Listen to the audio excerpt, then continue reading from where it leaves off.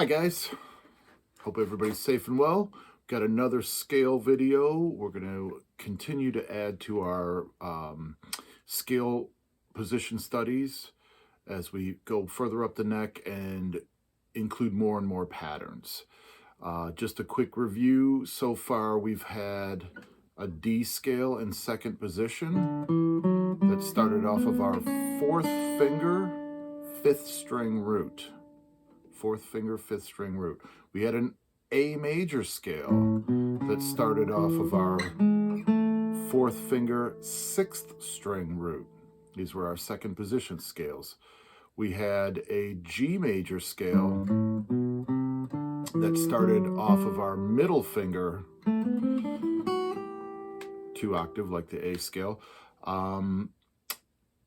sixth string root, middle finger, sixth string root. And then we had a C scale also from the middle finger, fifth string root. So 2 scales with the pinky, sixth string and fifth string starting notes, and then 2 scales from the middle finger, sixth string and fifth string starting note. So the last scale in the third position that I didn't include in the last video was A flat major. When we moved up to the third position, we played an E flat scale. Basically, just like the D scale moved up a half a step, and we played a B flat scale.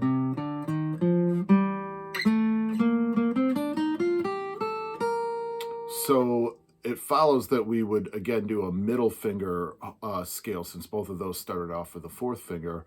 And this is A major. This is, A flat major. So we've got 4 flats in this scale, and this would be starting on the middle finger, A flat note on the sixth string root. And this is page 18 in the scale position study. So I have A flat, B flat, C, D flat, E flat, F, G, and A flat. B flat, C, D flat, E flat, F, G, A flat. Exactly the same fingering as the G scale in the second position.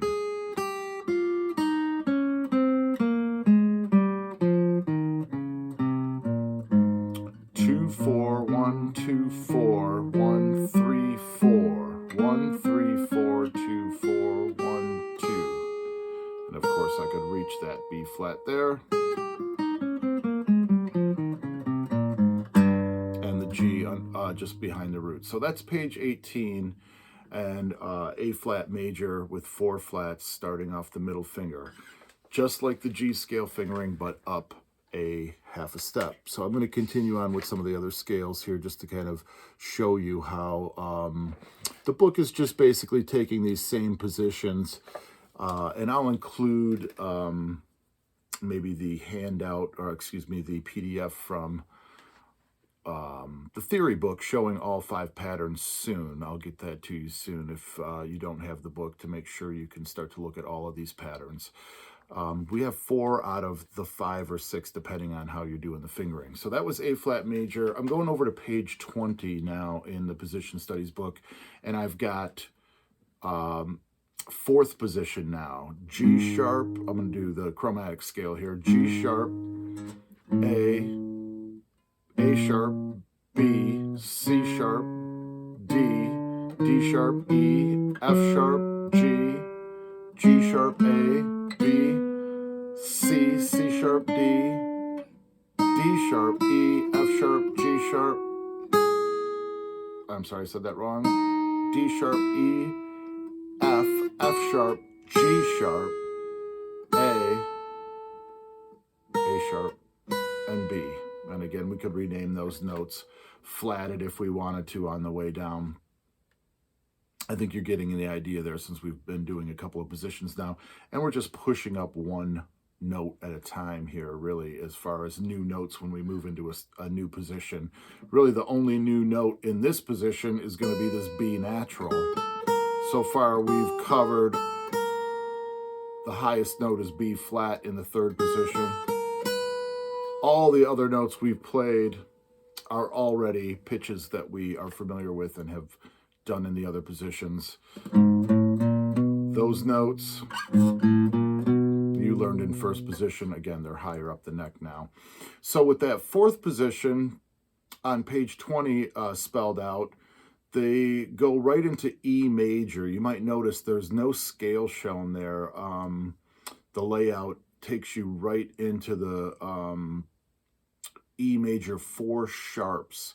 Seems a little intimidating to, again, have 4 flats or 4 sharps, but again, the more you know where your natural notes are at, the more you will get comfortable playing those. And also remember this, if you learn the shape and you know the shape of the scale, it will automatically put your fingers down in the right place. And it becomes, again, kind of like we were discussing when you're using a capo. It's almost like you're playing the same patterns and reading those letter names adjusted in the patterns. The sharps are automatically there for you and the flats are automatically there.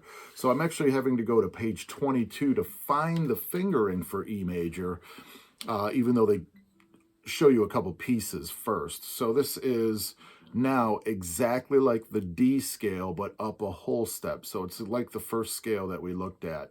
So I've got E with my pinky. Again, notice the pinky on the 5th string root. E, F sharp, G sharp, A, B, C sharp, D sharp, and E. And that fits around, whoops, what we were calling the C voicing, if I get the right notes.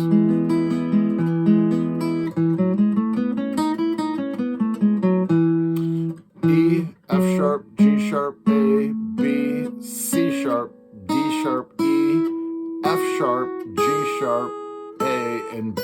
There's, again, the highest note that I've played so far, that B natural above the single ledger line. And just like before, the book takes you all the way up to the top of the position and then back down. If I can play the right notes here for you, we'll get it right. So it's important to play that whole position. The 1 octave scales will help you kind of lock your place in on the fretboard, but you want to memorize the whole position for reading, but also for improvisation and for moving chord tones like we've started to talk about. So I'm going to say the fingering for this whole position. 1, 2, 4, 1, 3, 4. There's the root. 1, 3, 4 again. 1, 3, 1, 2, 4, 1, 2, 4. 4, 2, 1, 4, 2, 1, 3, 1. 4, 3, 1, 4, 3, 1, 4, 2, 1. So 3 of the strings are the exact same fingering. 2 of the strings pair up, and 1 individual string has 2 notes on it. Okay, so that's E major in 4th position. And on the very next page, 22, I'm just glancing at the book over here, shows E major, and 23 shows A major. Well, we've played G, A flat, and it only follows that now that we're in 4th position, that we can play that A major scale. So this one is 2, 4, 1, 2, 4, 1, 3, 4. 1, 3, 4, 2, 4, 1, 2. Of course, I can reach the B again. I'll say the letters. We have 3 sharps in this scale. A, B, C sharp, D, E, F sharp, G sharp, A, B, C sharp, D, E, F sharp, G sharp, A, G sharp, F sharp, E, D, C sharp, B, A, D, C sharp, B, A. Make sure I'm saying the right letters there. G sharp, F sharp, E, D, C sharp, B, and A. At this point, too, now that you guys are getting used to these fingerings as a class, I would start getting the metronome out and doing some different picking approaches, and I'll talk about that at the end of this video. Yeah, there was one more point I wanted to make, which was after that E and A major scale, basically they take you through several pieces. There is a D major.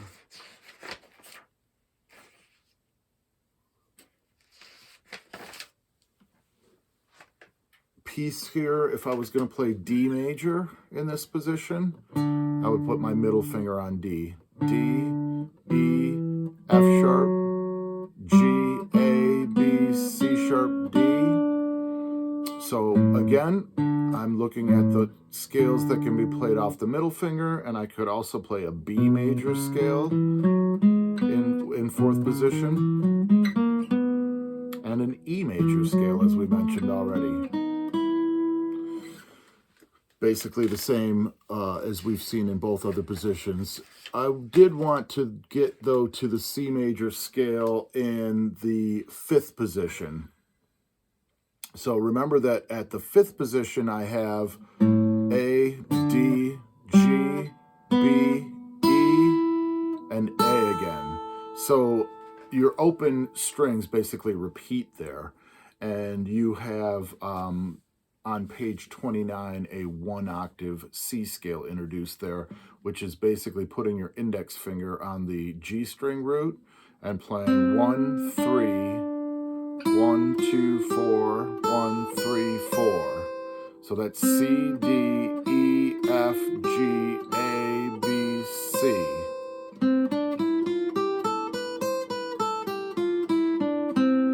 It's basically the pinky, the top half of the scale where the pinky is playing the 6-string root. C, D, E, F, G, A, B, C. C, D, E, F, G, A, B, C. So I'm going to use this 1-octave scale to demonstrate a couple of ways to practice rhythmically here. So I've been doing everything with down and up picking.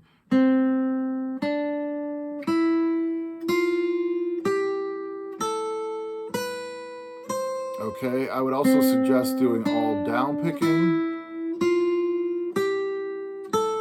And then eighth notes, down, up, down, up, down, up. Descending is just as important. You can set your metronome. 60 is a good place to start. It's like 1 second. And then triplets, where this forces my picking to go down, up, down, up, down, up, down, up, down, up, down, up. So I start with a downstroke, triplet, up, down, up, down, up, down, up.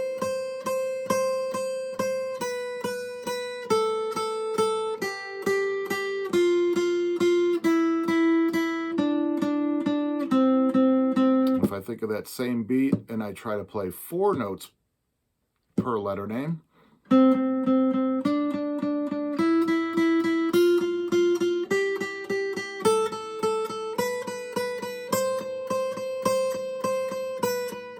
notice I'm accenting the first one of the group a little bit there.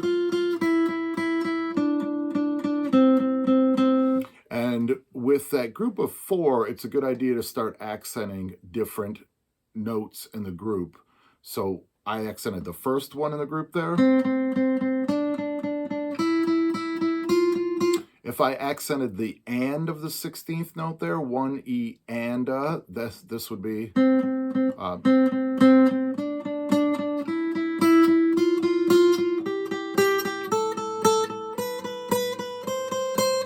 or the second 16th note, 1 E and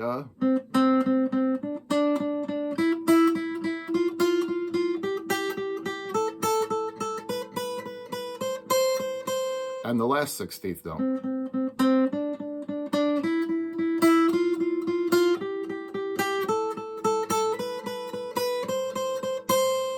So those are ways to start to feel the different divisions of a beat. The first, second, third, and fourth part of the beat. And you could do that with the triplet too. Just accenting and hitting the pick a little harder. So work on those scales, review those fingerings, and we'll see you soon.